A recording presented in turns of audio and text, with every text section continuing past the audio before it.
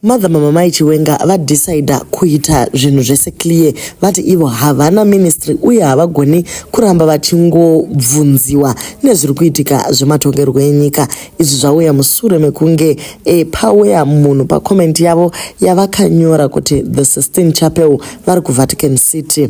Munhu uyu wanyora akati iye, while you are still in Europe, tour their hospitals and bring the ideas home. God will appreciate more than visiting Vatican. Anoshanda acho ari kutofa pari kutoshaikwa mabasics. So mama Minnie Baloyi baba vangoti naiwe chapmeni regai minister wacho aende kunovisita kweni tinopinda sani panyaya yacho. I don't have a say in any ministry because I don't have a government office, no mandate whatsoever.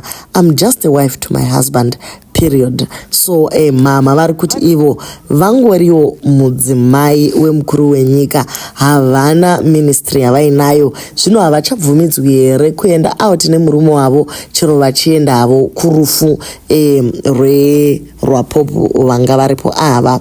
Okay, so uyu nyakunyora wati aiwa mama, I never said muri government employee. Ndangoti semunhu ari kuEurope tipakurireiwo zviriko, ini ndikaenda I will do the same.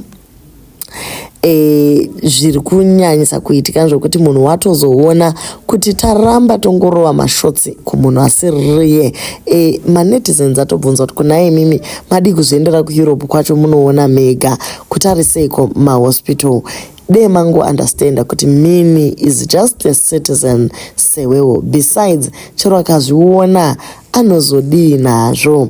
Mama vangoti icho kwadi. Thank you so much for the kind words and blessings. Maybe paitika confusion ndepekuti vanhu vachiri kufunga kuti vachiwenga vachiri minister of health aiwa vakuwandira kuoffice mazuvano kwaane umwe anoona nezvehealth. Guys, vari kuti ivo havagoni kuramba vachipinda muzvinhu zvematongerwo enyika, ivo vari kuita zvekuwifa. Vamwewo vanhu vauya zvakare vakati aiwa kwemimi kuna Mary Chiwenga uko muri kumuiginowa wane, vataura zvakare vakati havakwanisi kuramba vongopindura zvinhu zvakadaro. Guys, vakawana zvinhu izvi zvaitika. What she can do is just be a good mother to the children dziripo, yekupindira mafeuds evanhu vanga vagara vachirwa vakadanana vakamitisana vakaita vana vavo iwe usipo zvinonetsa. Nekuti mapane mamanetizens auya zvakare akati ipai Mary vana vake, imimi muzvare venyu. Guys, some of these words are not kind at all. Hatisi kuvadefenda or anything like that, but zvimwe zvacho guys zvinozonyanya zvokuti munhu achatobvumidzwi kana kusenda any picture rake pasocial, because the moment akangoita izvozvo vanhu vanobva vatongoti tamuwanira ipo panapa.